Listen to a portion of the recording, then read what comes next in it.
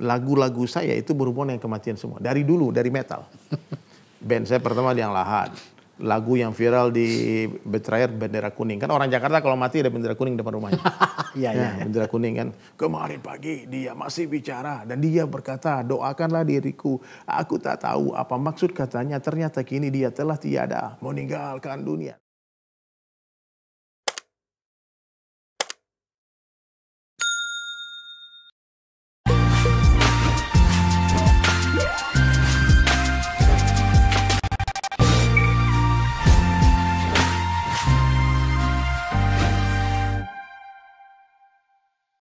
Assalamualaikum warahmatullahi wabarakatuh. Kita turunkan tensi politiknya. Karena ini adalah podcast politik. Kita ngobrol sedikit tentang hal-hal yang kadang-kadang kita tempatkan di nomor 2 padahal dia adalah nomor 1. Saya undang seorang yang 98 sampai 2001 memilih untuk menjauhi Tuhannya. Memilih untuk melakukan apa yang alam bawah sadarnya yang kadang barbarian itu berlanjut dan berlaku dengan dahsyatnya. Tapi setelah 2001 memilih untuk berhijrah. Kata yang sebenarnya baru muncul akhir-akhir ini. Saya kedatangan tamu, saya mengundang seorang penyanyi di masanya. Dery Sulaiman. Allahu Akbar, Allahu Akbar. Di Bali ya, pada saat itu ya. Saya dengar abang di Bali juga tahun. Saya sempat di Bali. Ya. Tapi saya lebih dulu. Saya lebih dulu tahun di Bali. Berapa? 97, 96, 97 gitu ya. Dery kan datang 98 ya. Jadi pemirsa, ustaz kita ini awalnya penyanyi rock. Kita punya nggak filenya? Metal Betrayal. Betrayer, bendera kuning dulu. Dengan lagu yang dinyanyikan secara menjadi lagu wajib seluruh festival metal di Indonesia. Bendera kuning, judul lagunya. Kemarin pagi dia masih bicara dan dia berkata doakanlah diriku. Yang ku tak tahu apa maksud katanya. Ternyata kini dia telah tiada. Tapi kemudian 2001 memilih untuk berhijrah. Ustaz, seberapa binal dulu Anda? Sebetulnya nggak nakal-nakal amat. Karena saya ini orang Minang bang. Orang Minang itu kalau sudah nggak sholat, nggak ke masjid itu udah nakal banget bang. Sudah nakal banget. Ya, jadi meskipun sebenarnya pada level lain belum juga. Belum. Jadi dari standar dari keluarga saya, ayah itu kan IAIN Fakultas Dakwah. Oke. Ya di sini saya bongkar bang. Saya sebetulnya dari kecil tuh dididik agama. Ada basic agama. Ibtidaiyah, MDA, Madrasah Diniyah Awaliyah, kemudian di Sanawiyah MTSN di Padang Panjang. Itu sekolah agama yang paling bergengsi lah di sana. Saya mondok di sana 3 tahun. Kemudian ayah saya tuh berencana di setting tuh dari Guswan Pramona, nama pemberian ayah saya. Pramona itu adalah makna nama orang tua Bari. Kemudian dia merencanakan setelah dari Sanawiyah lanjut Aliyah, kemudian lanjut ke Madinah, kemana. Jadi sudah ada perencanaan kiai. Itu rencana ayah saya itu Dery ini harus jadi kiai, harus jadi ustadz, harus jadi mubalik. Karena ayah saya mau balik. Ternyata Allah berkehendak lain. Jadi Allah membuat jalur hidup saya ini memang agak complicated ya. Karena kelas 3 Sanawiyah itu terjadi tragedi. Ayah, papa sama mama itu kecelakaan naik motor, itu mama saya meninggal. Okay. Saya anak laki-laki satu-satunya bang. Anak kesayangan ini. Anak mama, orang sampai nggak tahu ini anak mama, anak papa gitu. Jadi saya sempat shock, depresi bang. Depresi dan orang nggak mengerti bagaimana kesedihan saya waktu itu. Dan tidak ada satupun orang dari agama yang merangkul saya, nggak ada. Papa saya juga luka-luka, juga patah kakinya. Juga kesedihan lah, istri meninggal kan. Semua Allahu Akbar. Jadi akhirnya saya tidak terurus. Rencana mau lanjut ke sekolah agama, saya nggak berminat lagi. Karena saya sudah bertemu dengan satu komunitas yang menghibur saya, yaitu underground di Padang waktu itu. Jadi ada satu komunitas musik di Padang namanya MMSP, saya masih ingat, Metal Militia Sindikat Padang. Oh, namanya ngeri kali ya. Metal Militia. Oh. Jadi mereka itu gondrong-gondrong, baju hitam-hitam, abang-abang anak kuliahan, anak Bung Hatta, anak Andalas. Sementara saya baru tamat SMP kan sama Sanawiyah. Jadi saya bertemu mereka, saya temukan ini yang bisa mengobati kesedihan saya. Mendapatkan ruang pada sebuah komunitas. Iya. Jadi saya di sana merasa diterima, dihargai, dan kesedihan saya sedikit terlupakan. Di gini Bang, lagu ini kan sebetulnya mempengaruhi kejiwaan orang. Orang kalau dengar lagu sedih-sedih dia nangis Bang.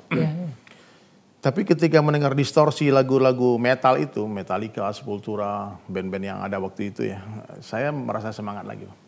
Jadi kalau bahasa sederhananya, musik telah menyelamatkan saya dari depresi bahkan niat bunuh diri. Ada pikiran bunuh diri? Dulu saya nggak pikir mau apa hidup lagi. Ibu sudah Nah, ibu nggak ada, semua saya pikir berat banget gitu. Nah, usia berapa pada saat itu? Ya 14 tahun, 15 tahun. Masa yang paling krusial ya? Itu usia lagi semangat-semangatnya lah, lagi teenagers. Akhirnya Bang, ayah saya pun melihat saya bergaul dengan anak metal, dia nggak bisa ngomong apa-apa. Karena dia lihat saya happy lagi. Saya tertawa lagi, saya mulai bikin band. Jadi saya bikin band pertama dulu di Padang, saya masih ingat Bang, itu nama band saya Liang Lahat Bang. Masya Allah, Liang Lahat. Liang Lahat, nggak ada di dunia. Mana ada grup yang bernama grup band Liang Lahat? Otak saya itu mati aja Bang, otak saya itu mau mati. Saya mau mati, pikirnya mati aja. Oke. Nah, jadi saya bikin band Liang Lahat. Pokoknya saya berpikir apa band yang kira-kira nggak akan dipakai orang namanya. Inilah Liang Lahat. Nah mungkin orang pakai nama band Liang Lahat kan. Iya. Oh, sangar itu. Jadi band kami itu termasuk band yang disegani di Padang, konser di mana-mana. Dari pegang gitar ya? Pegang gitar. Kadang nyanyi juga gitar vokal. Pokoknya keren ya. Tamat, saya sekolah di SMTI namanya, Sekolah Menengah Teknologi Industri di Padang, di bawah Departemen Perindustrian kan. Jadi ada teman yang mengajak, saya ke sana, oke lah. Tapi saya nggak pernah belajar Bang. Di sana saya nggak punya buku, saya cuma main band, melukis, main musik. Jadi guru-guru saya tuh bilang nilai saya tuh mereka beri karena saya baik gitu ya. Tapi kalau di ujian, saya kalau mohon maaf jangan ditiru ya, adik-adik jangan tiru. Jadi kalau saya baca soal itu Bang, kalau menjawabnya saya cuma Bismillahirrahmanirrahim C, gitu aja. Alhamdulillah, gitu aja Bang. Pokoknya selesai. Kalau nggak lihat dikit, udah selesai. Ngontek. Oke. Nah, jadi pokoknya bagi saya sekolah nggak penting banget. Bagi saya nggak naik nggak apa-apa nggak. Saya nggak betul-betul tidak menjadi orang yang suka dengan sekolah. Tapi saya suka belajar Bang, tapi nggak suka sekolah. Nah, subhanallah, akhir luluslah dari SMTI dan sampai hari ini saya nggak pernah pegang itu ijazah.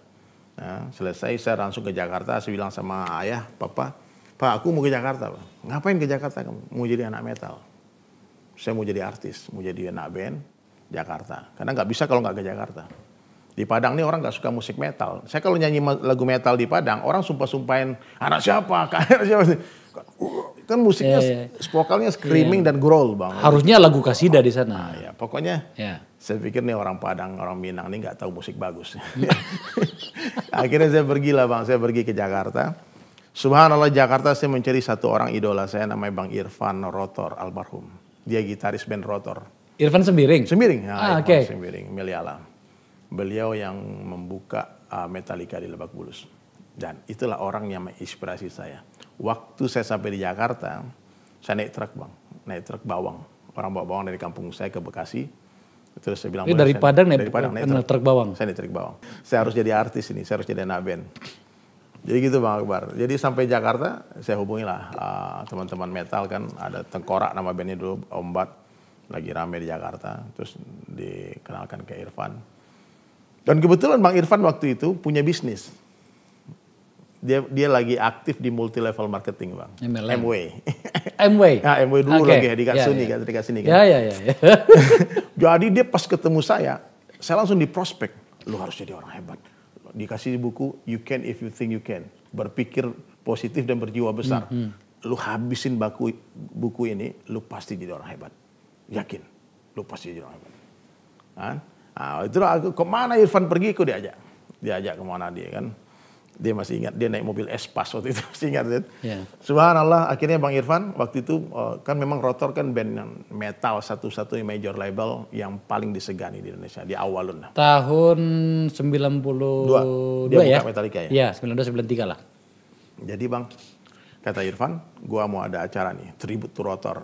Jadi diundanglah band-band yang untuk jadi band pembukanya. Salah satunya Betrayer. Dan waktu di Jakarta saya langsung bikin bandnya namanya Gibraltar. Dia gabung dengan band anak-anak Jakarta kan. Saya main gitar juga. Dan waktu main konser pertama kali di Poster Cafe di sini, di Gatsuni, anak-anak Betrayer melihat saya, ini jago juga mainnya. Akhirnya saya ditawarkan bergabung. Dan waktu itu Betrayer sudah jadi band yang papan atas Jakarta. Jadi Allah menuntun jalan saya untuk bergabung dengan band yang saya idolakan. Betrayer, saya ngefans sama Betrayer dulu. Jadi kata Irfan, lu gabung sama Betrayer aja Der. Udah nggak usah bangun band udah jadi. Nah, kebetulan gitarisnya lagi sakit waktu itu. Saya langsung didaulat jadi gitaris Betrayer. Nah, kita manggung lah, Masya Allah Bang. Tiba-tiba gempar lah Padang.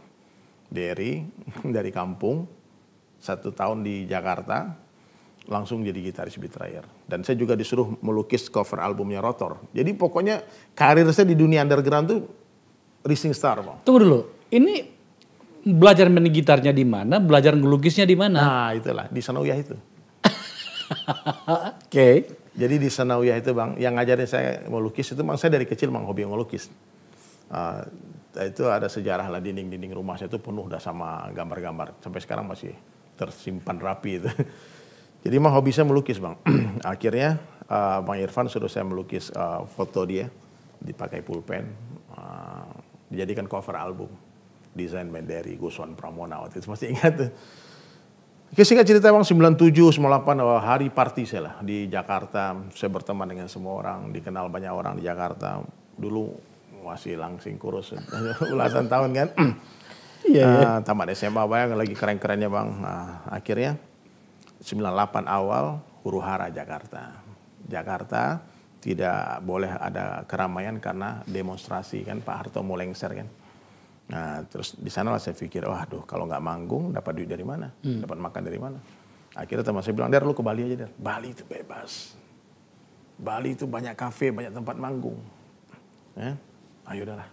Nah, singkat cerita sampailah saya ke Bali Bang. 98, 1 minggu di Bali Pak Harto lengser. Masih ingat tuh, itu dolar langsung naik kan, orang di Bali punya duit semua. Akhirnya Bang di Bali pun saya bikin band, namanya Born by Mistake. Born by Mistake. Ya, itu nama bandnya, sangar dong. Ngeri-ngeri semua namanya. Pokoknya anak metal itu namanya sangar-sangar Bang. Okay. Harus sangar, kalau nggak sangar nggak didengerin orang. Oke. Pokoknya ya jadi keekstriman saya, orang anggap saya tuh gila, ekstrim itu gara-gara saya anak metal aja. Kalau kenakalan narkoba saya nggak.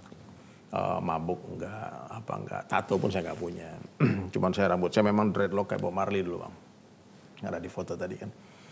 Jadi akhirnya Masya Allah Bang, saya senang lah. 98, 99, 2000. Saya hidup kayak orang betul-betul tak bertuhan, tak beragama. Saya nggak perlu Tuhan, saya nggak perlu agama. Saya bilang I have a lot of money. Saya bikin lukisan mahal. Saya punya partner orang Amerika.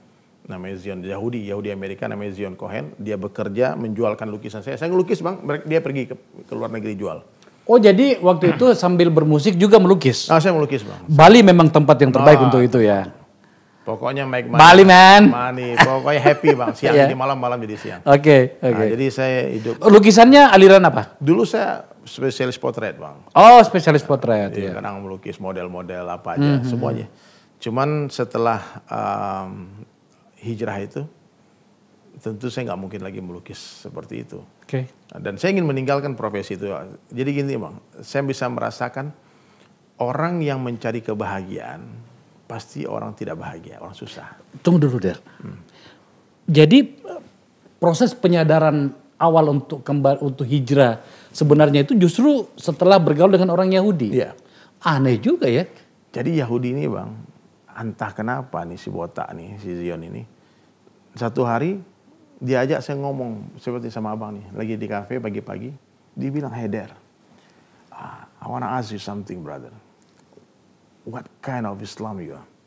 Kamu nih Islam, you tell me you are Muslim. Yes, I'm Muslim. Jadi kita nih Meskipun nggak sholat, tapi ngaku Islam, Bang. Jadi inilah hebatnya orang Islam. Meskipun dia nggak sholat, ngaku Islam. Iya, tapi dia nggak suka Islam dinistakan. Iya. Nggak suka Islam tuh kalau dia dihina orang, dilecehkan orang, kita nggak suka. Kita marah, Bang. Iya. Nah, jadi orang Islam tuh meletakkan agama di kepala. Beda dengan maaf agama lain mungkin agama bisa jadikan guyonan bagi mereka, tapi kita enggak, Bang. Jadi saya bilang nih, kenapa Yahudi mulai ngomong agama nih, sensitif nih. Bagi saya ini kan zona privacy nih. Agama lu, gue jangan tanya dong. Karena di Bali pun nanya agamamu apa tuh nggak adab kan. It's not ethic. Ini Yahudi udah mulai ngomong agama nih. Dia bilang, Islam aliran apa kamu? Kenapa kamu tanya itu, Zion? Dia bilang, because sudah 1 tahun kita berjalan. I never see you sholat. Tapi ngaku Islam. Sholat, tapi ngaku Islam. In Ramadan time, I eat padang, you eat also. Kamu ikut makan juga. Aku makan, kamu makan juga. Kamu never fasting. Brother, listen to me. You must learn Islam. Ini pertama saya tersentuh, Bang. Ini berarti saya ini jauh banget dari agama. Saya kan punya basic Islam. Punya basic agama. Jadi sampai Allah gerakkan mulut orang Yahudi untuk menasihati saya, Bang. Saya bilang, saya agak nggak suka sebetulnya digituin kan. Oke. Bertepatan dengan itu, Irfan lebih duluan dapat hidayah. Irfan 98 saya pergi ke Bali, dia mulai ikut tabligh, jemaah tabligh. Jadi pas saya bikin band Born by Mistake itu, Bang, saya telepon Irfan, dia lagi di India. Kata ibunya, Irfan lagi di luar negeri. Saya bilang, tante bisa nggak titip, nih saya mau kirim demo album.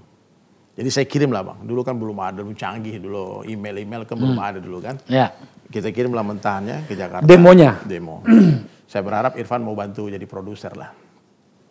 Tapi dia balas dengan email, masih ingat email saya Yahoo, pakai Yahoo dulu kan. Dia bilang, Der, lo jangan mikir dunia terus. Irfan nih orang yang paling gila yang pernah saya lihat, tiba-tiba dakwah lewat email. Maka kita jangan remehkan sosmed. Jadi email nih bisa menjadi wasilah, bisa menjadi sarana untuk berdakwah. Terus dia bilang, saya baca, Bang. Nah, lo harus sekali-kali mikir akhirat, dunia sementara, gak lama dunia, ntar lagi mati semua. Buatlah persiapan. Gue lagi di sini nih, lagi belajar agama nih. Terus aneh telepon lah, Bang, itu teman-teman metal Jakarta kan. Der, Irfan gila. Irfan tuh sekarang udah gila, kemana-mana sama Allah. Celananya dicingkrang di atas mata kaki, tidur di masjid bawa kompor kemana-mana. Sakit dia sekarang. Jadi anak-anak metal tuh udah bilang Irfan ini gila, Bang. Karena udah di masjid-masjid aja, dulunya dia metal, buka Metallica, tiba-tiba jadi ahlul masjid. Tapi saya bilang kalau dia sama mana-mana sama Allah berarti nggak gila nih Irfan. Dia bilang, lu luangkan waktu 3 hari ikut tabligh, 3 hari itikaf di masjid. Dikasih tahu lah alamat markas di tabligh di Bali itu. Masjid Ar-Rahmat dekat Sentral Parkir tuh, Bang, belakang Taliwang tuh. Situ masjid kita dulu tuh. Taliwang yang mana nih? Di Imam Bonjol. Di Tokumar? Ya, bukan. Imam Bonjol. Dekat Sentral Parkir. Iya. Di dekat belokan ada itu. masjid sana. Oke. Jadi saya ke sana lah, Bang. Saya ke sana, saya lihat masjid. Dan bertepatan dengan itu, teman-teman sekitar circle saya di Bali ikut dakwah. Jadi saya dikepung hidayah, Bang. Kemanapun pergi ketemu orang ngajak dakwah. Ngajak sholat, ngajak ke masjid. Bahkan saya naik pesawat, di samping saya orang dakwah. Saya bilang saya ini dikepung hidayah, Bang. Sampai tapi kenapa terlalu ekstrim, Ger? Anda pergi sampai ke Pakistan, ke India. Pencarian seperti apa yang terjadi pada dirimu pada saat itu, Der? Begini, Bang. Sebetulnya bagi saya nggak ekstrim, begitu itu biasa aja. Karena saya memang pertama suka jalan-jalan, suka safar. Jadi saya waktu pertama hijrah itu, Bang, saya pengen tahu tabligh ini di mana pusat ini kan sebenarnya tertib, Bang. Abang tahu Gajah Mata Tabligh yang di Kebun Jeruk? Iya. Itu salah satu sarana belajar, Bang. Tarbiyah ini salah satu sekolah untuk belajar agama. Jadi saya memutuskan untuk mengikuti belajar mengamalkan agama dengan cara ini. Lalu saya tanya, pusat sekolahnya di mana? Ya, dia bilang di India, di Nizamuddin nama masjidnya. Jadi satu dunia itu belajar ke sana, termasuk orang Mekah Madinah itu belajar tertib cara memperbaiki diri dengan cara ini. Di India di Delhi. Di Delhi. All atau New Delhi? New Delhi. New Delhi. Jadi saya sampai bolak-balik ke sana, Bang. Intinya kalau mau ketemu mau belajar musik sama maestronya langsung lah gitu. Jangan sampai anak nggak mau sama belajar sama yang musisi kampung gitu. Pokoknya sama, aku pengen Irfan Rotornya langsung gitu loh. Kalau metal gitu. Akhirnya Bang, saya putuskan untuk ikut belajar 3 hari di masjid. Abang bayangkan, dari tak pernah berlama-lama di masjid, tiba-tiba harus 3 hari di masjid. 3 hari 3 malam di masjid nih Bang. Abang kalau membayangkan ya, apa yang akan terjadi dengan perubahan dengan kita. Selama 3 hari kita nggak hidupin handphone. Tertibnya nih, ini tertib peraturannya. Ini bukan syariat ya Bang ya. Abang hidupin handphone nggak masalah juga. Cuman kalau kita nggak ikut arahan, tentu nggak sembuhnya nggak.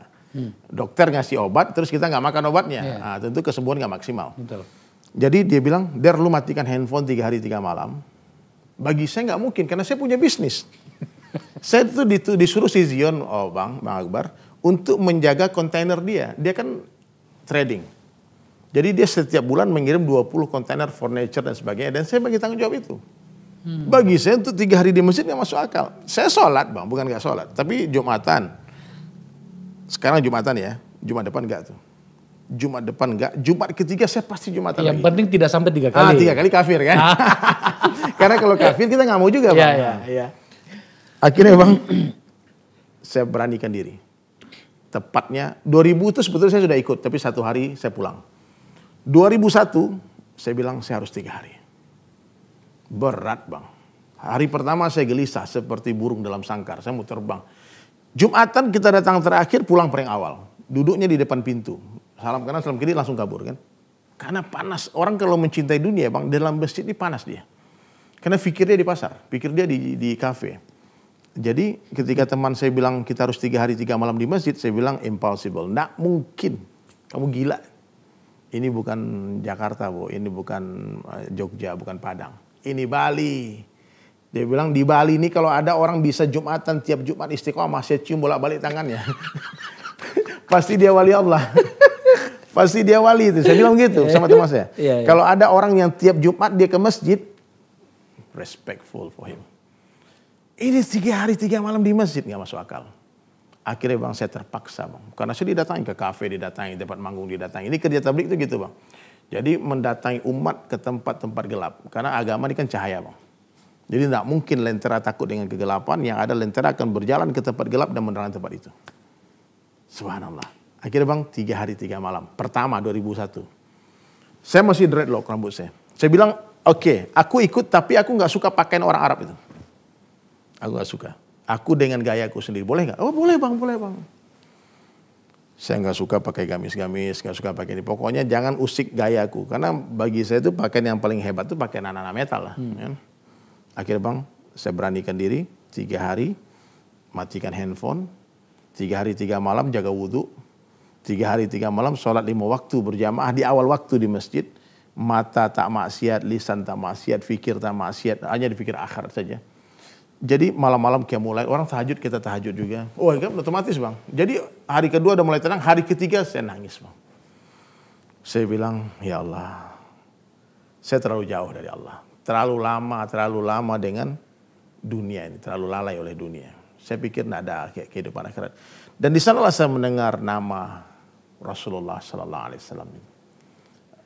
Dan Ustadz itu bagus lah. Teman saya itu menceritakan tentang Rasulullah itu indah banget Bang. Sampai saya bertanya gini, boleh nggak saya tiru gayanya? Karena dia bilang gitu gini, ada hadis Nabi, man ahya sunnati faqad ahabbani. Itu Nabi yang bilang nih. Siapa yang menghidupkan sunnahku sungguh cinta kepadaku. Wa man ahabbani kana ma'i fil jannah. Siapa yang menghidupkan sunnahku bersama denganku di dalam surga. Siapa yang menghidupkan sunnahku sungguh dia cinta kepadaku. Dan siapa yang mencintaiku bersama dengan dalam surga. Saya bilang, bro, saya mau masuk surga. Tidak ada alasan saya harus mengikuti Rasulullah. Nah, itu kepahaman Bang. Mulailah saya tanya waktu itu, boleh nggak saya pakai sorban. Saya mengikuti gaya Nabi. Waktu itu belum populer ini Bang pakaian ini. Belum banyak orang pakaian kayak gini. Saya sudah 21 tahun pakai ini. Berpakaian semacam ini 21 tahun. Saya tidak pernah melepas ini sudah 21 tahun. Jadi boleh Bang. Saya kan bukan ustadz, nggak apa-apa. Pakai aja. Ini kan jadi pagar dirimu biar nggak maksiat. Saya tanya berapa panjang sorban Nabi, apa warna sorban Nabi. Jadi nggak mungkin saya masuk surga, idola saya masih Metallica. Mesti Rasulullah. Maka mulailah hari itu Bang, saya membuat ikrar. Saya tidak akan tinggalkan 5 waktu di masjid sampai mati. Itu ikrar saya Bang. Berarti saya sekarang sudah menjaga sumpah itu 21 tahun. Dia Bang kalau jalan sama saya, maaf kalau ada apapun, kalau azan kita ke masjid. Nggak bisa kita sholat di kantor, sholat di rumah. Itu udah komitmen. Nah, karena 3 hari 3 malam di masjid pertama kali itulah yang merubah segala-galanya. Cita-cita berubah, cara hidup berubah. Sampai teman saya itu Bang, di Bali itu taruhan Bang. Dipikir saya stres. Nah, taruhan, dia bilang, berapa lama dia kuat? Paling tak lama lagi balik lagi. Saya bilang enggak. Saya bilang saya sudah berpikir selama 3 hari 3 malam, dan saya tidak akan berhenti. Sampai mati. Sampai mati itu kan nggak lama, kalau besok mati sampai besok aja kan. Jadi dunia metal saya tinggalkan. Totally. Teman-teman grup? Oh, saya dipikir sakit Bang, gila Bang. Saya nggak dianggap sakit juga ya? Iya, seperti dengan Irfan ya? Saya dikucilkan Bang, betul dikucilkan. Tapi saya ada Irfan kan, saya ada maestro saya yang bimbing saya, Irfan. Jadi Bang Irfan bilang, dia mantap, dia Masya Allah, dia lu welcome. Kayak gitu, welcome to the club kan, masuklah kita ya. Kita nih bukan lagi pencinta dunia, kita pencinta akhirat. Kita bukan lagi orang biasa, kita orang yang beriman. Nah jadi waktu itu dia bilang, itulah bahasa itu, agama di kepala, dunia dijinjing, agama dijunjung. Jadi kalau agama mau jatuh, lepaskan dunia, pegang agama. Hari ini kan orang dunia dijunjung, agama dijinjing Bang. Jadi kalau dunia yang mau jatuh, ekonomi rusak, lepas agama, pegang dunia. Ini kebalik Bang. Nah jadi mulai itulah saya memutuskan untuk menghambakan diri kepada Allah. Saya nggak peduli dengan omongan orang. Sampai situ dulu. Ini banyak teman-temanmu ini, Ustaz, yang berhijrah. Ada banyak perdebatan di sini, tapi menurut saya kalau ada orang yang sedang mencari Tuhannya dan bertemu dan merasa nyaman dengan itu hidayah menurut saya ya.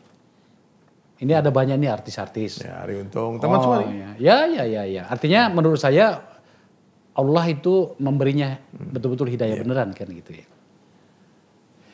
Cuman ada juga yang bertanya, hidayah seperti apa sih sebenarnya yang patut bagi kita gitu ya. Kan ada juga yang menyebutnya apa itu? Hidayah, kemudian hidayahnya di medsos gitu. Tidak dalam rangka hal yang paling substansial sebagai seorang manusia. Sebagai seorang muslim di hadapan agamanya, sebagai seorang manusia di hadapan Tuhannya, kira-kira seperti itu. Apa yang Ustaz Dery mau katakan?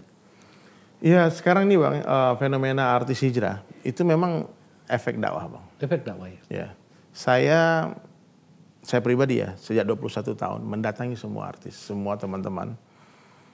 Saya datangi. Sekarang anak-anak Noah sudah banyak hijrah. Si Reza, drummer Noah, anak Mata Band, anak Nineball, anak Sheila on Seven, bahkan anak-anak Slang.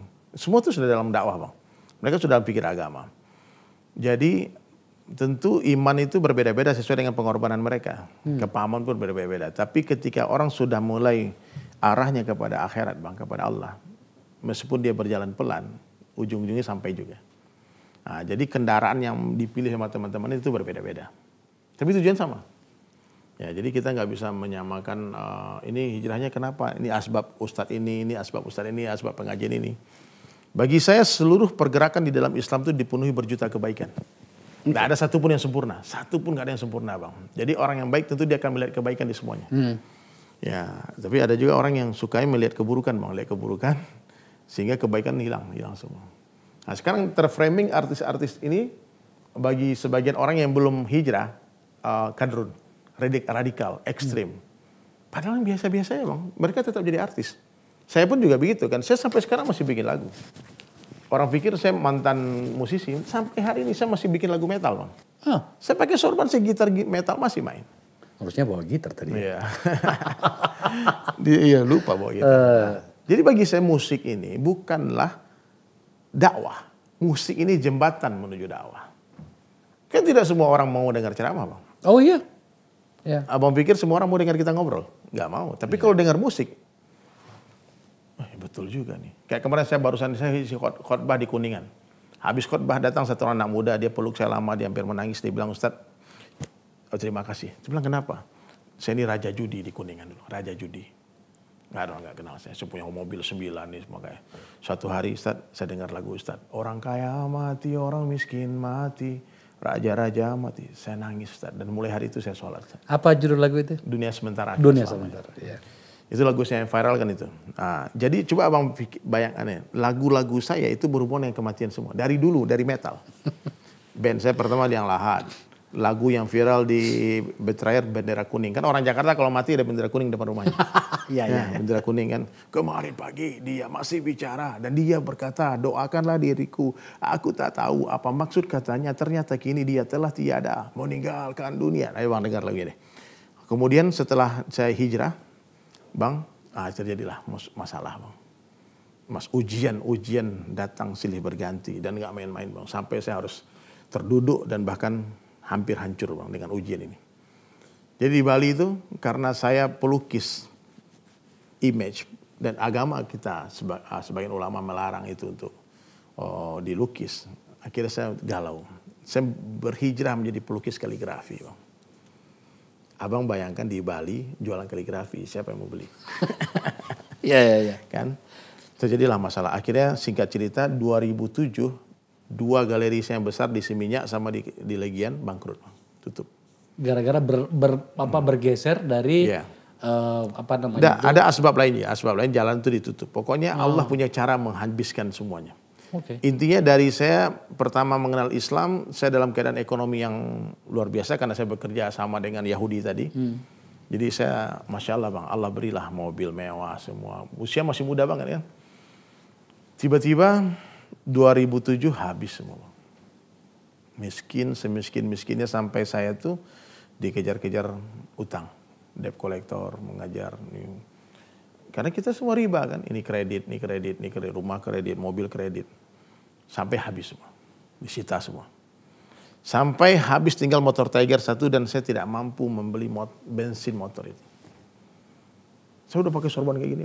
Bahkan beli bensin pun nggak bisa. Kosong, nggak ada sama sekali. Minus. 2007 itu saya duduk di depan masjid, tiba-tiba datanglah satu orang tua. Ini pemilik masjid, Pak Ali Haris namanya, di Imam Bonjol Bali itu. Dia bilang, Der, Sulaiman, ghani mut, fakir mut, bahasa Arab. Orang kaya mati, orang miskin mati. Itulah ilham lagu itu tercipta. Kemudian Allah kasih dia rezeki, saya pulang. Orang kaya mati, orang miskin mati. Ya. Kan kalau Ustaz Somad semua nyanyi, Ustaz kan lagu itu dibawain tuh semuanya. Saat Latif juga begitu. Setiap saya pasti lagu itu dinyanyiin. Terus Bang Akbar, mulailah saya setiap ketemu orang. Tenang bang, orang kaya mati bang. Itu jadi materi dakwah saya. Sampai saya waktu habis itu saya meluangkan waktu saya 4 bulan berkeliling. Jadi saya bukan hanya ke India, ke Australia, ke Hong Kong, ke Korea, kemana-mana bang.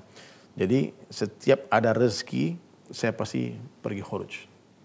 Jadi kalau dakwah ini kan nggak boleh dibiayain bang, harus pakai harta sendiri. Bahkan arahannya kalau kita berdakwah, jangan memakan dan meminum hidang orang yang kalian dakwahi. Kalian beri mereka makan, beri mereka minum. Bahkan kita bawa kompor kemana-mana itu supaya kita tidak berharap kepada makhluk. Jadi kalau kita datang ke satu kampung, kita siapkan makanan kita sendiri. Itu yang diajarkan Nabi, berkorban untuk agama, bukan mengorbankan agama. Hari ini kan banyak orang menggunakan agama untuk dunia bang. Ini rugi sebetulnya. Mestinya dunia untuk agama. Maka pulang dari Hong Kong, saya waktu 2011 lagu itu direkam bang, di Bandung. Teman saya Wok namanya, drummernya Mata Band, dia bilang bang merinding bang. Direkam lagu itu, kemudian setelah direkam dipakai jadi soundtrack sinetron di satu TV swasta selama 3 tahun, berarti hampir 1000 episode. 1000 episode bang. Lagu itu viral 2012, 2013, 2014. Tapi orang nggak tahu siapa penyanyinya bang. Memang nggak disebutkan di albumnya itu? Iya, disebutkan. Mungkin ditulis di sana. Tapi saya lihat ya kadang-kadang di running text nggak ditulis juga namanya. Karena nggak ada akad apa-apa. Itu pelanggaran itu. Pelanggaran. Hak kita itu. Tapi ya jelas dari lagu dia pakai selama 3 tahun saya nggak dapat Rp1 pun di sana. Ya, bagi saya dakwah, bagi saya oke lah, nggak ada masalah. Dia bagi ustaz dakwah, tapi bagi mereka jadi bisnis kan? Ya, mudah-mudahan berkah. Nggak ada masalah jadi. Jadi oke lah, saya berterima kasih kan lagu itu dipromosiin kan, oke lah. Akhir 2015 bang, saya dijemput sama TV ke Bali untuk bikin satu project di TV. Saya jadi hostnya. Itulah mulai dari Sulaiman dikenal orang, Bang. Saya sudah mau meninggalkan dunia ini, tapi ternyata Allah punya rencana lain. Saya dibelokkan dulu ke agama, sehingga saya memandang dunia ini betul-betul nggak ada apa-apanya gitu. Saya nggak terkesan lagi. Kita bikin acara namanya dulu, Bang, ngopi, Bang, ngobrol perkara iman. Setiap subuh Ahad jam 5:30 di Trans 7. Subhanallah, mulailah dari Sulaiman dikenal orang, diundang orang, ini semua. Cuman alhamdulillah sebelum Allah berikan dunia kepada saya, popularitas, saya sudah ditarbiyah selama belasan tahun. Kan dari 2001 sampai 2015. Hampir 14 tahun. Tidak dunia, tidak pikir dunia, tidak ada sosmed, gak ada apa-apa. Kemudian mulailah dunia datang. Dunia datang, tawaran datang, popularitas datang, tawaran politik datang. Bahkan ada yang menawarkan langsung tuh, jadi ikut di politik ya. Saya bilang bukan, ini ujian bagi saya. Ujian, saya akan tetap di dakwah. Saya bilang saya akan tetap begini, dan saya akan tetap melukis. Dan alhamdulillah, Bang, lukisan saya ternyata kaligrafi yang tidak bernilai di Bali dulu. Pernah dilelang akhirnya untuk bangun masjid di Bali. Sebelum saya tinggalkan Bali 2014 tuh kami bangun masjid di Bali, Bang. Namanya Masjid Al-Fatah di Nusa Dua. Itu saya sama Ebit di GAD konser berdua, Om Ebit. Om Ebit sama saya nyanyi. Kemudian satu lagu saya bilang sama Om Ebit, Om nyanyi satu lagu, saya melukis satu lagu. Nanti lukisan ini dilelang hasil untuk masjid. Dan itu lukisan saya terjual 500 juta, Bang. 100% for masjid. Dan mulailah waktu itu saya terbranding sebagai seorang seniman pelukis kaligrafi. Waktu Imam Samsi Ali bangun bebaskan tanah di New York, kita juga ikut ambil bagian, bikin 2 konser di Jakarta sama di Bandung, dan saya melukis. Satu lukisan terjual 300 juta. Semuanya dikirim ke Ustaz Samsi. Semua, saya nggak ngambil apa-apa. Jadi sekarang dari Sulaiman, seorang dai, seorang seniman, yang berusaha untuk mengajak orang kepada Allah. Bukan ustadz, bukan kiai. Saya tidak pernah branding diri saya ustadz. Bahkan di Instagram saya, Bang, kalau baca, debu di sendalnya ulama. Saya betul-betul bukan sok-sok tawaduk, bukan beredah, karena memang saya tidak ada apa-apanya.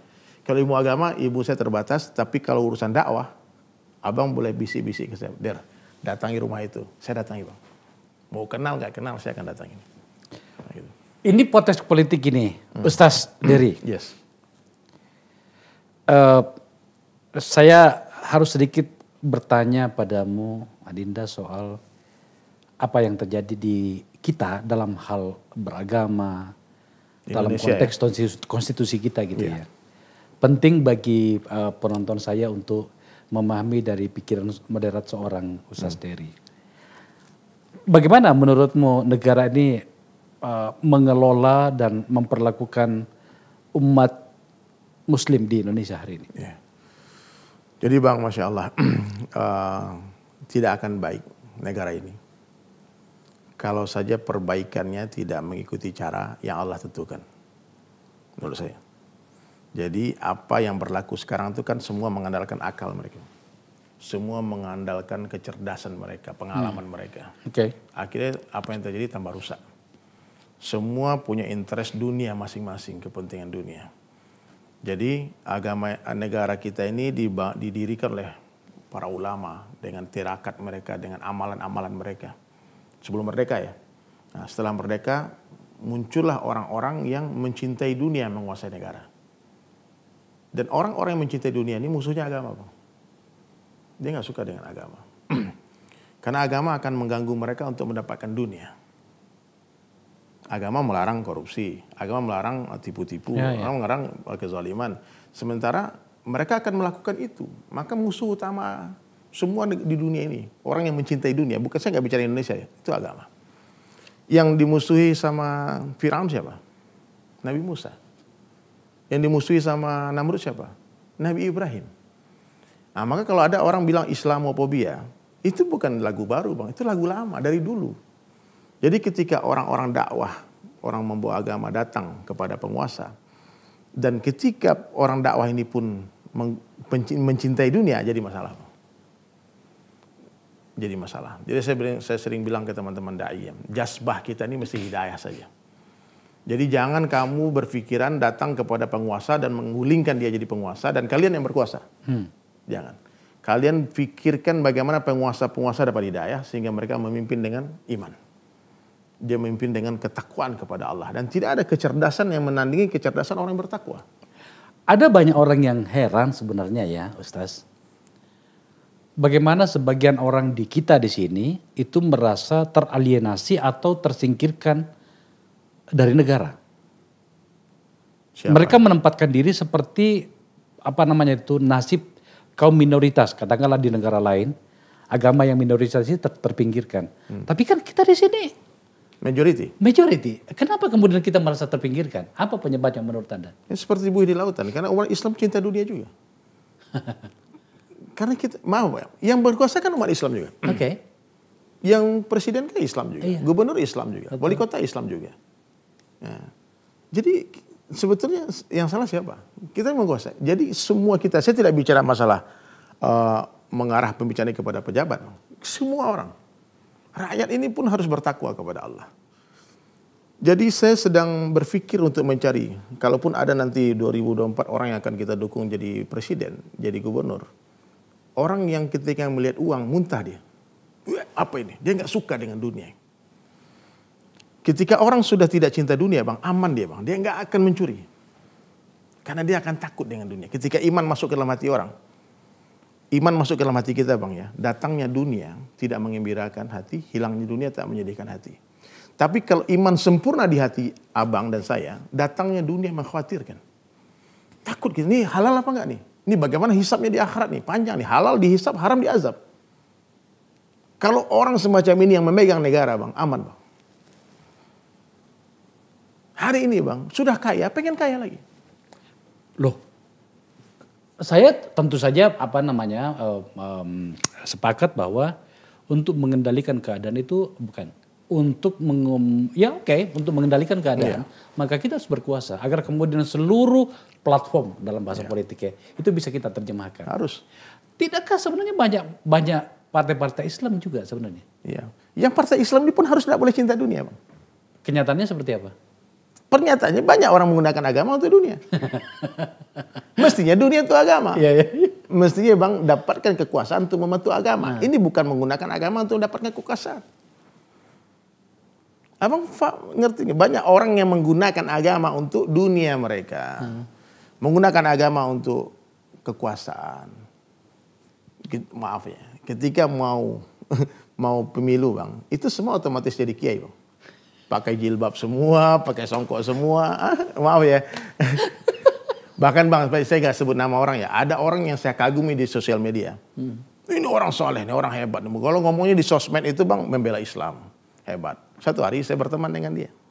Saya datangi. Gak sholat bang. Lu maksud lu kemarin tuh dekat dengan ulama, dekat dengan ini apa maksudnya? Jadi kesolehan ini bukan lagi urusan antara kita dengan personal, privacy itu bang. Jadi memang digunakan itu dipublish di sosmed untuk mendapatkan suara. Apalagi masyarakat kita kebanyakan gampang terharu bang. Masyarakat kita nih bang kalau udah ngelihat orang di live sholat jadi imam ini semua, udah kita siap mati gitu bela dia bang. Padahal gampang, ya kita nggak tahu. Makanya hati-hati dengan orang munafik. Ya oke. Ini banyak loh partai-partai yang berbasiskan Islam di kita. Apakah? Saya bilang sama teman saya partai Islam, bro, di punggung sapi, ente nggak perlu tulis ini sapi. Orang bodoh pun tahu mana yang sapi, mana yang babi. Tapi kamu ini sekarang sedang menulis ini sapi di punggung babi. Partai Islam macam apaan kamu kalau kamu azan berkumandang kamu masih rapat. Ini kisah nyata bang, ini ke teman saya. Iya. Ganti namamu, jangan pakai bikin nama lu Islam nih. Ini udah azan Allahu Akbar, masih meeting bang. Oke. Saya tidak bicara masalah dunia, ini masalah ibadah lah ya bang. Kalau kamu mengaku partai Islam, tunjukkan akhlakmu Islami. Subuhmu di masjid, zuhurmu di masjid. Saya datang ada satu orang tokoh mau jadi pemimpin di satu kota lah, kepala daerah. Saya silaturahmi bang. Dia calon yang diusung Partai Islam. Terus pagi itu saya datang jam 8. Saya bilang, Pak, tadi subuh di masjid mana ya? Ketiduran tadi Ustaz. Itulah masa subuh nih sering ketiduran. Terus saya bilang, Pak, bagaimana memimpin jutaan orang kalau memimpin mata sendiri pun tidak mampu? Jangan ngomong Islam tinggi-tinggi lah. Kalau sholat subuh muka di masjid. Memang ngaku aja gue nih masih jauh, gue nih masih jauh lah munafik, masih kafir lah, nggak apa. Masih maksiat, masih cinta dunia lah. Daripada orang hipokrit. Dia menunjukkan keislamannya di publik, tapi sebetulnya dia tidak Islam. Siapa munafik bang? Orang yang lisannya Islam, hatinya enggak. Ya, makanya saya tertarik ketika mau menilai tentang seseorang, saya harus bergaul dengan dia 3 hari dulu. Saya jalan dengan 3 hari, bisnis dengan dia, muamalah dengan dia, baru kita bisa mengenal ini orang betul atau tidak. Jadi sekarang bang kita nih krisis sebetulnya, krisis karena pemimpin itu gambaran rakyatnya bang. Ya, pemimpin itu gambaran rakyatnya. Jadi kalau kita ingin pemimpin yang baik, kita harus baik, rakyatnya harus baik. Ya nggak bisa kita salahkan, ini pemimpin kita begini. Ya begitulah pemimpin. Saya dulu waktu Ibu Megawati jadi presiden, saya pernah tausiah. Saya bilang di masjid, tahu kalian kenapa Allah jadikan presiden kita perempuan? Kenapa? Kita majority muslim, kenapa? Karena sebagian besar laki-laki muslim sholat di rumah seperti perempuan. Maka Allah tarbiyah, Allah kasih teguran, nah ini kasih pemimpin perempuan. Ini sebetulnya kan dari Allah semua. Allah yang menaikkan raja-raja, yang menurunkan raja-raja. Nggak bisa bang. Nggak bisa kita komplain, oh semesti ini yang menang. Enggak, yang menang dia ini sekarang, ini yang menang nih. Bagaimanapun cara pemenangnya kita nggak tahu. Allah yang tahu. Maka bagi saya bang, dunia ini memang tidak boleh masuk hati. Dunia di tangan, di hati jangan. Kita cari orang-orang yang tidak mencintai dunia dan dia menolak dunia dengan kedua tangannya, kita seret dia jadi pemimpin. Dan dia menangis ketika dilantik. Seperti Khalifah Umar bin Abdul Aziz. Apakah karakter dan orang seperti itu bisa kita temukan di Indonesia? Kita lagi mencari bang. Kayaknya belum nampak bang. Belum nampak bang. Gitu Dikit-dikit UUD ujungnya duit. Dunia bang. Dunia ini bahaya bang. Ngeri bang. Dunia ini penipu ulung. Dia bisa membutakan mata para ulama. Abang pikir yang maaf ya, yang ketangkap korupsi itu orang nggak tahu agama. Tahu agama bang. Kadang jebolan pesantren, kadang jebolan Madinah. Dia tahu dalilnya. Ya, jadi yang masalah sebetulnya bukan ilmu bang, iman yang rusak. Ilmunya baik. Ilmu banyak. Ilmu itu kan di kepala bang. Yeah. Iman itu bukan di kepala, iman bukan di lidah, iman bukan di mata, iman bukan di kertas, di tulisan. Iman itu di hati bang. Bang Akbar, kalau iman nggak masuk ke hati kita, itu seperti peluru yang tak masuk ke pistol, nggak ada gunanya. Hari ini kan kita ngomong-ngomong iman ya. Buktinya apa? Subuh kita di mana? Zuhur kita di mana? Kapan terakhir cium Al-Quran, pegang Quran? Nah, jadi gitu bang, kita sedang hunting bang, sedang mencari siapa yang betul-betul beriman, betul-betul yang layak kita jadikan pemimpin kita, yang tidak menghendaki kepemimpinan itu. Kita sedang mencari seseorang yang akan diproyeksikan menjadi pemimpin kita, menjadi seorang pemimpin, padahal atau orang itu sama sekali tidak menginginkan. Tidak menginginkan. Kita yang bermusyawarah, tokoh-tokoh Abang Akbar, orang-orang hebat itu berkumpul dan musyawarah. Kita mengerucut nanti siapa orang yang terbaik di Indonesia ini. Mesti yang memimpin Indonesia orang yang terbaik. Mesti orang yang paling alim. Mesti orang yang paling, ya yang tidak ada. Seperti Umar bin Khattab ketika jadi pemimpin bang, dia cuma ngomong gini, dia khutbah, sekiranya ada satu orang yang tidak setuju saya jadi pemimpin, saya menolak kepemimpinan ini. Jadi satu suara bang. Nah, hari ini kan kepemimpinan di mana-mana didapatkan dengan cara demokrasi. Maaf bang, saya bukan politikus ya, tapi kalau saya boleh ngomong berkicau sedikit tentang demokrasi. Bagi saya ini sebuah cara yang jahiliyah. Demokrasi jahiliyah. Menurut saya. Kenapa? Satu suara abang yang seorang intelektual sama dengan satu suara orang gila. Kan kemarin di rumah sakit jiwa mau dicoblos juga. Kalau dia nyoblos 1, Bang Akbar Faisal 1, saya 1. Jadi suatu suara profesor disamakan dengan satu suara orang yang tidak berpendidikan. 1 butir berlian di demokrasi kita ini disamakan dengan 1 butir kerikil. Nggak mungkin, ini nggak masuk akal loh. Apakah ini sesederhana ini nggak dipikirkan sama para intelektual itu? Nah, cobalah dipikirkan lagi. Ini orang-orang yang di DPR. Abang kan DPR loh. Dibikinlah undang-undang itu, Bang. Dipikirkanlah. Moga umpama nih, maaf ya. Kalau profesor nyoblos dapat nilai 100. Kalau S2 nyoblos 75. S1 50. Kalau itu mungkin lebih masuk akal, Bang ya. Jadi suaranya tuh lebih rasional. Ini nggak masuk akal. 1 butir berlian sama dengan 1 butir kerikil. Nggak fair ya? Nggak fair, Bang. It's not fair. Not fair. Nah, jadi ada satu cerita, Bang. Sebelum kita lama-lama ya, satu cerita tentang demokrasi, Bang. Yeah. Saya dapat dengar cerita ini namanya Maulana Mustaqim. Dia seorang ulama karismatik di India. Masya Allah. Waktu dia ke Makassar, dia melihat banyak poster-poster di jalan. Terus dia tanya, siapa ini? Dia bilang politikus yang mau mencari kursi in parliament. Lalu Maulana Mustaqim cerita, do you know story, dia pakai bahasa campur-campur lah waktu itu kan, tentang demokrasi di dalam hutan. Jadi dia bilang demokrasi masuk ke hutan. Terus gimana ceritanya? Ini harus diikuti cerita nih, kalau nggak paham. Yeah. Yang memimpin di hutan siapa, Bang? Singa kan? Raja hutan siapa? Singa. Jadi suatu hari penduduk hutan ini bermusyawarah.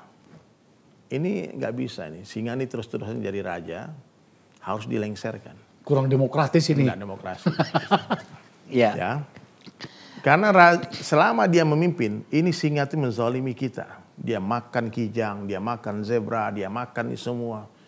Pokoknya dia suka-suka aja. Kerbau dimakan, banyak korban bergelimpangan gara-gara dia berkuasa. Singa ini. Jadi kata penduduk hutan ini, kita harus demokrasi. Nggak bisa, kita harus pemilihan umum. Siapa dapat suara terbanyak, dia jadi raja. Demo mereka. Dibilang ke raja hutan, kita harus demokrasi. Kata singa, oke, demokrasi sekarang. Siap. Nah, mulailah pemilu. Jadi caranya bagaimana? Semua binatang bikin partai. Ya, singa, dia buatlah partai singa. The Lion partai. Kijang bikin partai kijang. Rusa bikin partai kuja. Pokoknya semua bikin partai. Musang pun bikin partai, Bang. Musang bikin partai. Nah, akhirnya semua kampanye mereka. Karena singa ini tidak banyak jumlahnya di hutan. Pas pemilihan suara. Kalah suara dia? Kalah dia suaranya, Bang. Kalah suaranya. Siapa yang menang? Musang. Musang menang, Bang. Gak tahu entah kenapa musang ini pandai sekali dia bergerilya malam-malam itu. Gimana nggak menang kalau sekali lahir 12 ekor? Iya, menang musang. Akhirnya musang jadi raja. Singa terpaksa lengser ke Prabon. Maka singa pun datanglah mencari nasihat. Dapatlah dia nasihat dari seorang manusia yang bijak. Dia bilang nggak bisa. Singa, kau memang berkuasa kuat. Tapi kalau kau nggak dicoblos banyak orang, kau nggak akan menang. Terus gimana caranya? Kau cari binatang yang paling banyak suaranya. Nyamuk. Nyamuk ini banyak. Maka singa pun bikinlah MOU, kesepakatan politik dengan nyamuk. Dia bilang, nyamuk, kau bergabung dengan partaiku, nih wong cilik nih, bergabung dengan partaiku, aku janjikan, tidak akan ada orang bunuh kamu selama aku berkuasa nanti. Tidak akan ada orang mengganggumu. Pokoknya kamu akan dijaga, dapat tempat khusus dalam kepemimpinanku. Oke, kita bikin rencana. Kan 5 tahun, Bang. Kata singa, 5 tahun kelamaan. Gimana kalau kau bikin rusuh dulu? Caranya gimana? Kau gigitin semua binatang-binatang itu. Maka nyamuk pun gigit semua binatang. Akhir wabah datang, penyakit malaria. Penyakit binatang sakit semua, Bang. Demonstrasi. Ngadu ke musang. Musang ini nyamuk bikin gigit kita semua. Kata musang, aku ini nggak bisa, suruh dia diam. Terus kata orang-orang, singa, dia patuh sama singa tuh. Kalau singa pun datang. Aku kan bukan raja. Kalau aku raja, aku suruh diam-diam dia. Aku ini bukan tidak berkuasa. Apa kekuasaanku menyuruh dia? Coba kalian angkat aku jadi raja lagi. Aku janji, aku suruh diam, pasti dia diam. Oke? Udahlah, akhirnya pemilu dipercepat. Nggak jadi 5 tahun Bang. 2 tahun pemilu lagi, ulang lagi pemilu. Nah, karena nyamuk suaranya banyak, menanglah Si singa. singa. Jadi raja lagi singa, berkuasa lagi singa. Ternyata nyamuk ini udah keenakan gigit-gigit orang, gigit-gigit binatang. Dia nggak berhenti. Kan? Nggak berhenti. Jadi demo lagi orang datang. Singa kau pendusta. Bilang dulu kalau jadi raja lagi suruh nyamuk diam. Diam. Kami masih digigit. Iya. Terus Ya. kata singa, sini sebentar. Ini ada Baygon. Nanti kalau dia datang kau semprot aja. Kedengaranlah sama pemimpin nyamuk. Pengkhianat ini singa. Dulu dibilang kita akan dijaga, nggak ada yang ganggu kita. Sekarang mau disemprot Baygon. Datang mereka rame-rame. Singa, kau pengkhianat, kau pendusta. Kau bilang dulu kami akan dilindungi kalau kau berkuasa. Itu Baygon palsu. Begitulah Bang. Dusta. Anda menggambarkan dengan sangat sederhana. Sederhana. Tetapi itu sebenarnya sangat dekat dengan keseharian kita. Reality. Iya, reality itu. Sebagai politisi saya gak paham loh cerita ini. Karena kita... Ustaz, sensor. terima kasih ya. Saya mengundang Ustaz Dery ke sini tentu saja karena ingin memberikan sebuah menu yang berbeda dengan apa yang sering saya tampilkan di sini. Yang kedua, hidup Anda menarik bagi saya. Iya. Alhamdulillah. Banyak benturan-benturan yang bisa mengajarkan kita semuanya tentang bagaimana sih melalui kesulitan itu dengan cara yang pada akhirnya bertemu di ujungnya yang baik gitu ya. Dan yang ketiga, apa salahnya kita berbicara? Iya. Tempat ini adalah tempat bagi semua orang untuk berbicara. Ini luar biasa nih, saya ngikutin sejak lama nih Bang. Alhamdulillah. Dan minta maaf juga terpending berkali-kali. Ya, tentu saja saya paham karena kan harus keliling ya. Tapi terpending. apapun namanya Ustaz, terima kasih ya. Ya. Saya minta doa Bang, sebelum kita close. Saya sekarang sedang melukis sejarah Bang. Melukis sejarah, melukis Al-Quran 30 juz. Ini misi, bagi saya mission impossible. Maksudnya melukis? Saya melukis Al-Quran di atas kanvas 30 juz. Dari Al-Fatihah sampai An-Nas. Sekarang lagi proses melukis juz ke-13. Tunggu dulu, lukisannya di mana? Tadi semestinya saya harus bawa, di Palembang sekarang. No, I mean itu di kanvas juga? Di kanvas. Jadi akhirnya akan ada berapa kanvas nantinya? 604 kanvas. 604 kanvas? Nah, karena Al-Quran itu ada 604 halaman. Oh, Oke. Jadi sedikit cerita sebelum kita tutup. Saya kan orang Minang. Jadi diundanglah setahun yang lalu khutbah Id di Padang. Cuman gara-gara PPKM darurat saya terhenti di Palembang. Jadi nggak ada kaitan dengan Palembang. Di Palembang bukan tempat merantau saya, tidak ada bisnis di sana juga. Saya cuma random sholat dari masjid ke masjid. Suatu hari ketemu masjid yang sedang terbengkalai pembangunannya. Dan pengurus masjid itu minta tolong bantu saya menggalang donasi untuk masjid ini. Saya bilang zaman pandemi ini susah untuk minta donasi online karena orang tentu punya prioritas yang lain. Tapi kalau kita pancing dengan lukisan, biasanya mereka berminat. Karena saya bilang lukisan saya pernah terjual 500 juta. Tapi kalau kita minta donasi 10 juta per halaman, mereka kan perlu 6M. Masjid Baitur Rahman Palembang. Jadi kalau Al-Quran itu 604 halaman, saya akan menulis satu halaman, nanti nama donatur ditulis di bawah. Nah, jadi kalau ada siapapun yang berdonasi dari pemirsa, tolong nanti ditransfer ke masjid. Jadi akadnya bukan jual beli. Karena lukisan itu nanti jadi milik masjid. Oh, tapi nantinya katakanlah misalnya saya tertarik gitu, nanti akan dituliskan nama saya di situ. Nama Abang di halaman berapa gitu. Iya, nah transferkan ke masjid ini yang membutuhkan gitu ya. Jadi nama donatur hanya akan diabadikan sebagai prasasti di masjid itu. Nanti akan ada 604 muhsinin, orang baik yang ikut bekerja sama membangun masjid itu. Satu halaman 10 juta. Nah. Jadi kalau 604 berarti 6 miliar 40 juta. Ya. Oh, angka yang besar. Smart way to tentu saja galang donasi. Dan sekarang alhamdulillah Bang sudah terkumpul 453 halaman sampai hari ini. 453 donatur selama 1 tahun. Tapi lukisannya belum selesai. Lukisannya baru proses 12 juz. Berarti berapa halaman itu?